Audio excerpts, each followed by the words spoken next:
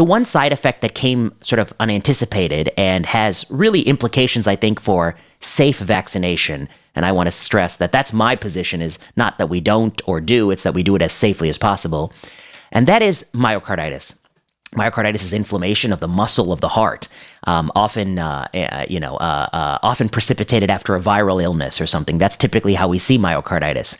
But it was very clear, and the Israelis were the first to note, that after mRNA vaccination, particularly among boys between the ages of, 12 and 26, and now we even see maybe 10 and 11-year-olds and up to 30, men more than women, after the mRNA vaccine, more after dose 2, and maybe a little bit more after Moderna than Pfizer, they have rates of myocarditis that are non-trivial.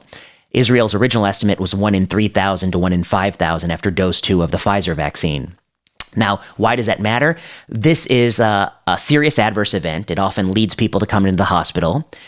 And the reason I think it's so important is that it's very difficult for me to look a 20-year-old healthy college student in the eye, and after they've gotten one dose, they come to your clinic and, you're within the time period. Is it truly in their best interest to get that second dose right then and there? And the answer is they're going to take a 1 in 3,000 risk of this, I think, non-trivial event.